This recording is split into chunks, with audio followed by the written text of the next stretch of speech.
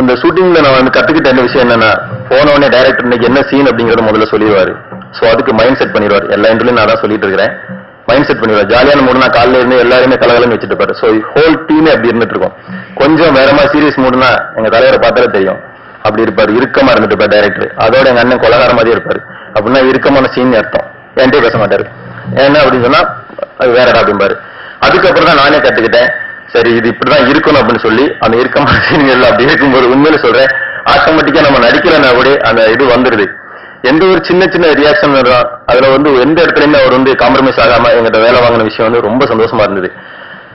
எங்க மட்டும் இல்லாம ஒவ்வொரு சின்ன ஆர்டிஸ்ட் ஒரு டைலாக் இருந்தவங்க கூட பெர்ஃபெக்ஷன் பார்த்து அதை கொண்டு வந்த டைரக்டர் வந்து ஃபர்ஸ்ட் படம் மாதிரி தெரியல. எனக்கு தெரிஞ்ச அவருடைய ஃபர்ஸ்ட் படம் மாதிரி எந்த இடத்துலயும் தெரியல. இன்னும் எங்க அண்ணனை பத்தி சொல்லணும். அதான் எங்க அண்ணன் சசி அண்ணனை பத்தி சொல்லணும். ரொம்ப புகழ்றேன்னு எனக்கு வேண்டாம். அண்ணனை பத்தி நான் புகழ்னு அவசியமே கிடையாது. ஃபர்ஸ்ட் நாளே வந்து ஷார்ட் ரெடி ஓகே வாங்கன்னு சொல்லிட்டாங்க. கேமரா இது கண்ணாடி வந்து மேக்கப் பண்ணி வந்து அண்ணனுக்கு காட்டிட்டு இருந்தாங்க. ஃபர்ஸ்ட் டே போயிருக்கேன். எனக்கு பயங்கர டிஸ்டர்பன்ஸா இருந்துட்டு இருக்கு. இந்த டீம்ல நம்ம இவங்க எப்படி பழகுறாங்க எப்படின்னு தெரியாது. நான் லெஃப்ட் சைடு நின்றுட்டு இருக்கேன், அண்ணன் சென்டர், சூரிய ரைட் சைடு. சோ கண்ணாடியை காட்டினோடனே அவர் சொன்னாரு, அவருக்கு ரெடி ஆனோடனே ஆக்ஷன் சொல்ல போகும்போது அங்க அப்படின்னாரு. சோ ஒரு சக ஆர்டிஸ்ட் அவரும் கண்ணாடி பார்த்துட்டு சீவட்டு அப்படின்னு நினைக்கிற ஒரு எண்ணம் வந்து அண்ணனுக்கு இருந்துச்சு. அதுக்கப்புறம் பழகும் போது எல்லா விஷயத்திலயுமே சரிதான், ஃபைட்லயும் சரிதான். கொஞ்சம் டயர்டா இருந்தா போதும், அவரு ஜூஸ் வருதோ வேறதோ தெரியாது, அவர் ரெஸ்டன்ட் சொல்லுவாரு, அவனுக்கு ஜூஸ் கொடு, அவன் டயர்டா இருக்கா அப்படிம்பாரு. அப்படி பாத்துக்கிட்டாரு. அதனால எனக்கு அவர் அண்ணன் ஆயிட்டாரு. எந்த வெறும் ஜூஸ் கொடுத்தா சொல்ற நினைச்சாருங்க. எந்த இடத்துலயுமே அவர் வந்து ஒரு ஷார்ட்ல நிக்கிறோம் அப்படின்னு சொன்னா உனக்கு இது கம்ஃபர்டபுளா இருக்குதான்னு கேட்பாரு. உனக்கு ஃப்ரீயா பண்றது இதா இருக்கா, அப்படின்னா இங்க வந்துக்கிறா, ஏன்டா ஒதுங்கி நிக்கிறா அப்படிங்கிற ஒரு லெவல்ல அரவணைச்சு கொண்டு போனாரு. இந்த டைரக்டர் நடிக்கிறதுக்கு உண்மையிலே கொடுத்து வச்சிருக்கணும். அவர் ஃபர்ஸ்ட் படத்திலே, ஏன்னா லைஃப்ல வந்து அவர் எந்த படம் பண்ணாலும் மறக்கலாம். ஆனா ஃபர்ஸ்ட் படத்தை அவர் மறக்க முடியாது. இந்த படத்தை அவர் கண்டிப்பா மறக்க முடியாது. அந்த ஃபர்ஸ்ட் படத்திலே நாளா நடிச்சிருக்கேன் அப்படிங்கும்போது சத்தியமா சொல்றேன், அவராலே மறக்க முடியாது, எங்களால மறக்க முடியாது. இன்னும் சொல்ல போனா இதுல வந்து ஃப்ரெண்ட்ஸ் கேரக்டர் பண்ணிருந்த சூரி, அப்புக்குட்டி, விஜய் சேதுபதி இவங்க எல்லாருமே ஆல்ரெடி எனக்கு க்ளோஸ் ஃப்ரெண்ட்ஸ். சோ நாங்க எல்லாருமே ஃப்ரெண்டா பண்ணும்போது இங்க இருந்து காலேஜ் ஷூட்டிங் போகும்போது சொல்லலாம், தனித்தனி காரணம் உதய சார் சொல்லிடுவோம், மேனேஜர் உதய சார், இல்ல சார் நாங்க ஒன்னாவே வந்துடும் அப்படிமோ. கிளம்புறதுக்குள்ள உதய சார் 10 ஃபோன் பண்ணுவாரு, அதே விஷயம். எல்லாரும் போகும் வரைக்கும் பயங்கர ஜாலியா இருக்கும். அதே போல வரும்போது அப்படி இருக்கும். யூனிட்டே ரொம்ப கலகலன்னு வச்சு எல்லாத்தையும் இது பண்ண அவங்க எல்லாருக்குமே ரொம்ப தேங்க்ஸ் சொல்றேன். மியூசிக் டைரக்டர் என்ன ரகுமன் சாரை பத்தி நான் சொல்லணும். ஏன்னா தென்மேற்கு பருவக்காற்று படத்துல வந்து ஃபர்ஸ்ட் அந்த டைரக்டர் வந்து எனக்கு ஸ்கிரிப்ட் சொன்னாரு. அந்த டைம்ல நான் அழகசாமி குதிரை கமிட் பண்ணிட்டேன், அதனால பண்ண முடியல. ஆனா அது நான் பண்ற எந்த சந்தோஷப்பட்டனோ அதே போல என் நண்பன் விஜய் சேதுபதி பண்ணது அவ்வளவு சந்தோஷப்பட்டேன். அந்த சாங் கேட்டு நான் பாத்ரூம்ல பாடாத நாள் இருக்காது. ஏடி கள்ளச்சிங்க சாங் அவரோட அடுத்த படத்துல நாங்க நடிச்சிருக்கோம். அவர் மியூசிக் டைரக்டருக்கு ரொம்ப சந்தோஷமா இருக்கு. எல்லா படமுமே நல்லா வந்திருக்கு, எல்லா படம் நல்லா எழுதிருக்காங்க, எழுதி ரைட்டர் எல்லாருக்குமே தேங்க்ஸ் சொல்லணும். இந்த படத்துல நடிக்கிறதுக்கு காரணமா அந்த படத்தோட டைரக்டர் பிரபாகர் சார் தான் முதல்ல தேங்க்ஸ் சொல்லணும். எனக்கு ரொம்ப காலம் அண்ணன் பழக்கம். இந்த படம் ஆரம்பிக்கிறதுக்கு முன்னாடியே என்னை வந்து அவர் சொன்ன ஒரு கதை பண்ணியிருக்கேன், ஸ்கிரிப்ட் பண்ணியிருக்கேன், அந்த கதையில உனக்கு ஒரு இம்பார்ட்டன்ட் கேரக்டர் இருக்கு, நீதான் பண்ணும் அப்படின்னாரு. ஒரு 3 வருஷத்துக்கு முன்னாடி கண்டிப்பா பண்றேன் சார் அப்படின்னேன். ஆனா காலப்போக்கில் போக மாறும். அந்த சூழ்நிலைக்கு யார் கிடைக்கிறாங்களோ அது பண்ண வைப்பாங்க. ஆனா பிரபாகர் சார் வந்து மாறாம அதை கேரக்டர் நீ தான் பண்ணணும்னு ஸ்ட்ராங்கா சொல்லி என்னை பண்ண வச்சதுக்கு ரொம்ப தேங்க்ஸ் சொல்லிக்கிறேன். அதுவே என்னுடைய கேரக்டருக்கு பார்த்தீங்கன்னா ஒரு பாலிடெக்னிக்கல் ஸ்டூடெண்டா அந்த படத்துல பண்ணியிருக்கேன். ரொம்ப வித்தியாசப்படுத்தியிருக்காரு. என்னுடைய கெட்டப்பு, என்னுடைய பால் லாங்குவேஜ் எல்லாமே மாத்திருக்காரு. எல்லா படத்துல வந்து நான் அந்த டப்பிங் பேசும்போது அந்த படத்துல என்னோட சீனை பார்க்கும்போது என்னுடைய உருவமா அப்படிங்கிற ஒரு டவுட் இருந்தது. அந்த அளவுக்கு என்ன மாத்திருக்காரு. ரொம்ப சேஞ்சஸ் இருந்தது. மாடுலேஷன் நான் வேற மாதிரி பேசியிருக்கேன். ஒரு வித்தியாசப்படுத்திருக்காரு. ஒவ்வொரு படமும் எனக்கு இப்படி ஒரு வித்தியாசமா அமையும்போது சந்தோஷமா இருக்கு. நான் சுந்தரபாண்டியனை ரொம்ப எதிர்பார்த்துட்டு இருக்கேன். எனக்கு வந்து அப்புக்குட்டியால இன்னும் நிறைய மாற்ற முடியும் அப்படிங்கிற அதை வந்து பிரபாகரன் சார் என்னை மாத்திருக்காரு. ரொம்ப சந்தோஷம். அதே மாதிரி சசிகுமார் சார் ஃபர்ஸ்ட் நாள் பார்க்கும்போது சார் கூட எப்படி மிங்கிள் ஆக போறேன் அப்படிங்கிற ஒரு சின்ன பயம் இருந்தது. ஏன்னா சாரை வந்து படத்துல மட்டும்தான் பார்த்துருந்தேன், நேரடியாக மீட் பண்ணல. பிரபாகர் சார் வந்து என்னை கூப்பிட்டு போய் சார் அப்புக்குட்டி தெரியும்ப்பா ரொம்ப இயல்பா பழகினாரு. பார்த்தம்பி அப்படின்னு ஒவ்வொரு நாளும் வந்து நம்ம தனியா இருந்தாலும் கூப்பிட்டு தன்னோட மிங்கிள் பண்ணிக்கிட்டு நம்ம ஒரு அச்சத்தோடு இருந்தாலும் ஒரு அண்ணனா பழகினார். ரொம்ப சந்தோஷம். எல்லா டீமே ஆல் டீமே ஒரு ஃப்ரெண்ட்லியா இருந்தோம், சின்சியரா ஒர்க் பண்ணோம். அதோட உழைப்பு வந்து ஸ்கிரீன்ல டப்பிங் பேசும்போது தான் பார்த்தேன். டைரக்டர் வந்து ஒவ்வொரு சத்தம் திருப்தி ஆகாம விடுறதில்லை. ஃபர்ஸ்ட் நாள் எனக்கு ஒரு 12 டேக் ஆச்சு. 12 டேக் என்னன்னா அது காரணம் நான் எனக்கு அந்த கேரக்டர் உள்வாங்க முடியல. நல்ல கேரக்டர்னு தெரியும், என்ன கேரக்டர்னு தெரியாது. அங்க போன பிறகுதான் என்னுடைய மாடுலேஷன் வேற நான் ரியலா இருக்கிறதுல இருந்து என்ன மாத்துறாரு அப்படிங்கிறது எனக்கு அதுக்கப்புறம் தான் தெரிஞ்சது. சசிகுமார் சார் வெயிட்டிங், எல்லாருமே வெயிட்டிங். நான் டேக் மேல டேக் வாங்கிட்டு இருக்கேன். எனக்கு உள்ளுக்குள்ள ஒரு பயம், என்னடா இது டேக் வாங்கிட்டு இருக்கேன், சசிகுமார் சார் நோட் பண்ணிட்டு இருக்கேன் அப்படிங்கிற ஒரு பயம் இருந்தது. ஆனா உள்ளுக்குள்ள எனக்குள்ள ஒரு தைரியத்தை வர வச்சுக்கிட்டு அந்த மாடுலேஷன் வர்ற வரைக்கும் என்ன விடாம பிரபாகர் சார் வந்து அதை மாத்திர விஷயம் நான் படம் பார்க்கும்போது தான் தெரிஞ்சது. நான் மாறி இருக்கேன், என்ன மாத்திருக்காரு ஒவ்வொரு விஷயமும். இதுமே இன்னும் நிறைய படம் நான் என்ன மாத்தி பண்ணணும்னு ஆசைப்படுறேன். அந்த விஷயம் இந்த படத்துலயும் எனக்கு மாறி இருக்குங்கிறப்ப ரொம்ப சந்தோஷமா இருக்கு. அந்த டீமுக்கும் இதுல ஒர்க் பண்ண எல்லாருக்கும் நன்றி சொல்லணும். ஏன்னா பிரேம் சார், எடிட்டர் சார் எல்லாருமே கூட இருந்தாங்க. எல்லாருமே ஒரு சோசியலா ஃப்ரெண்ட்லியா, ஒரு அச்சம் இல்லாம ஒரு ஃப்ரெண்ட்லியா இருந்தோம். ரொம்ப சந்தோஷம் இந்த டீம்ல ஒர்க் பண்ணதுல, மகிழ்ச்சி. நன்றி, வணக்கம்.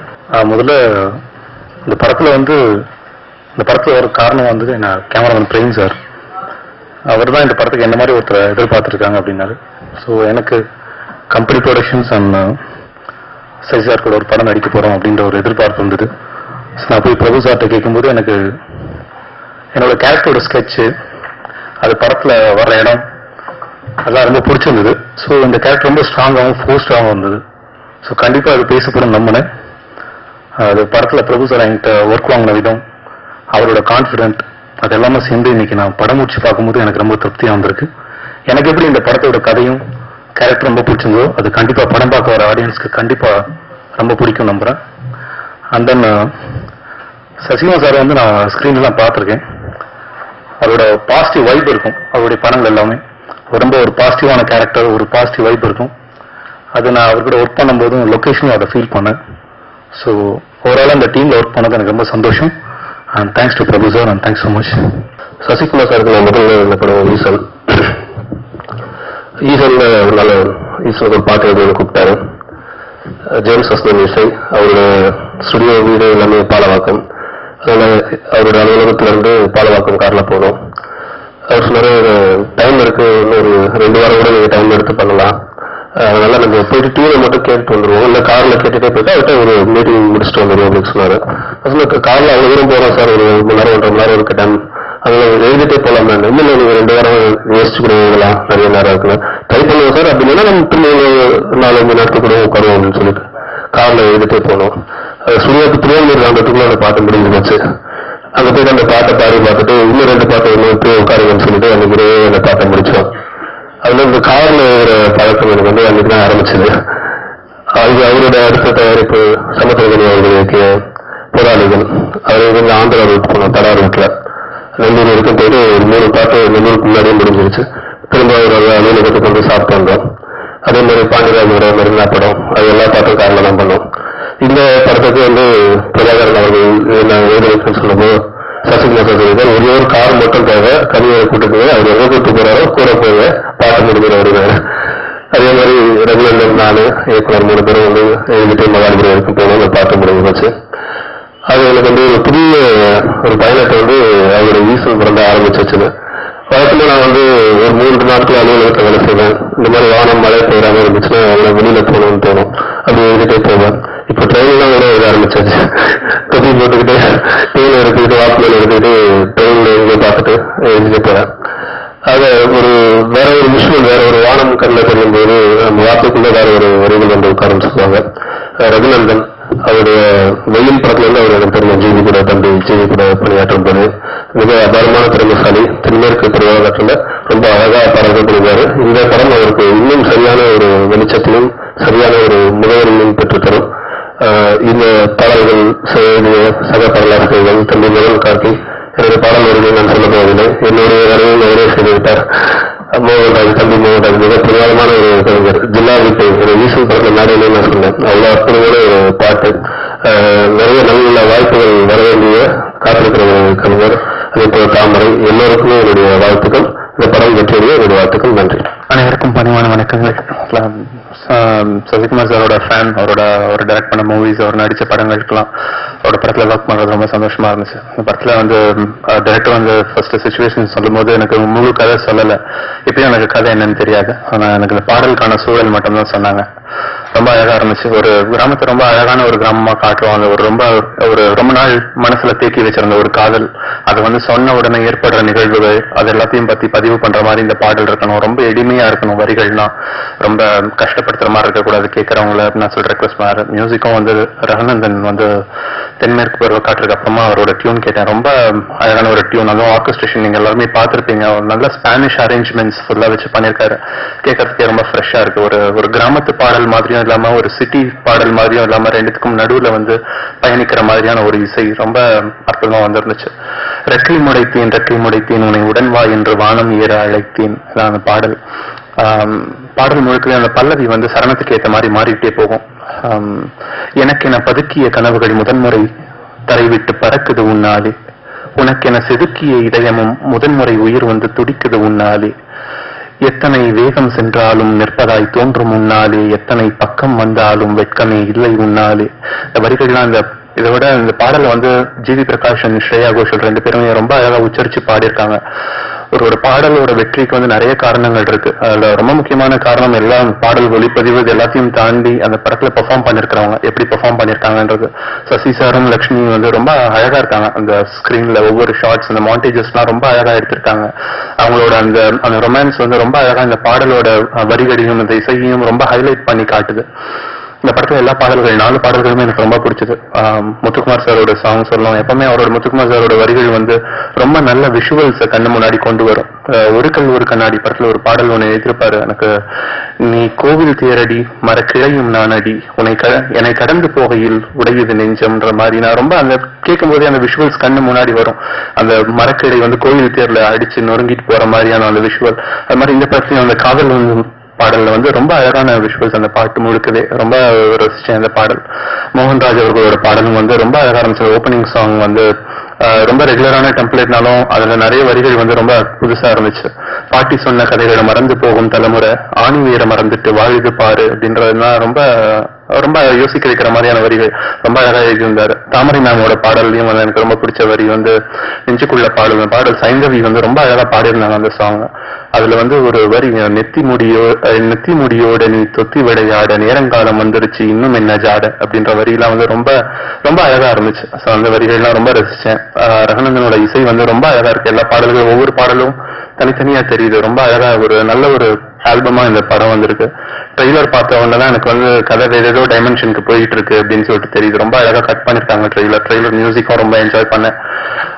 இயக்குனருக்கு என்னோட வாழ்த்துக்கள், இந்த படக்குழு எல்லாருக்கும் வாழ்த்துக்கள், படம் வெற்றி பெறத்துக்கான என்னோட வாழ்த்துக்கள். நன்றி, வணக்கம். முதல்ல இந்த படத்தை எனக்கு கொடுத்த பிரபாகரன் சாருக்கும் சசி சாருக்கும் நன்றி சொல்றேன். ஒவ்வொரு சாங் வந்து கம்போஸ் பண்ணும்போது நானும் பிரபாகர் சார் வந்து டிஸ்கஸ் பண்ணி தான் பண்ணுவேன். ஃபர்ஸ்ட் கம்போஸ் பண்ண சாங் வந்துட்டு அந்த டூயட் சாங் ரெக்கை விரிப்பை. அந்த சாங் வந்து ஃபர்ஸ்ட் வந்து கொஞ்சம் அவர் சார் சொன்னா கொஞ்சம் புதுசா பண்ணலாம் அப்படிங்கும்போது அந்த மாதிரி ஒரு லாட்டின் கைண்ட் ஆஃப்ல வந்து ட்ரை பண்ணுவோம் சார் அப்படின்னு சொல்லியிருந்தேன். ஸோ அந்த டூயட் தான் ரெக்கை விரிப்பை. நெக்ஸ்ட் வந்து அந்த ஃபீமேல் சாங் ஒன்று பண்ணணும், ஒரு சோலோ ஃபீமேல் சாங் இருந்தாங்க. ஸோ டியூன் வந்து மெலடியா பண்ணணும். அந்த ரிதம் எல்லாமே கொஞ்சம் ஃபோக்கஸா ட்ரை பண்ணிருந்தோம் சாங்ல வந்துட்டு. அதுக்கப்புறமா ஒரு நாமத்துக்குமார் சாங்னு ஒரு சாங், அந்த சாங்லயும் ஒரு ஃபோக்கா இருக்கும். ஆனால் அந்த அரேஞ்ச்மெண்ட் ரிதம் எல்லாமே வந்து வேற ஒரு கவிதை அந்த மாதிரி கைண்ட் ஆஃப்ல வந்து ட்ரை பண்ணோம். ஃபர்ஸ்ட் சாங் வந்து ஓப்பனிங் தான் இப்போ நீங்க பாத்தீங்க, அந்த கொண்டாடும் மனசு, அது பக்கா நெகட்டிவிட்டியாவே அந்த டேப்ஸ் அந்த மாதிரி கைண்ட் ஆஃப் வச்சு பண்ணோம். ஸோ எல்லா சாங்குமே ஒரு டிஃப்ரெண்ட் கைண்டா வந்திருக்கு, டிஃப்ரெண்ட் கைண்ட் ஆஃப்ல வந்திருக்கு. ஸோ எல்லா சசி சாருக்கும் பிரபாகர் சாருக்கும் மீண்டும் நன்றி தெரிவித்துக்கிறேன். நன்றி, வணக்கம்.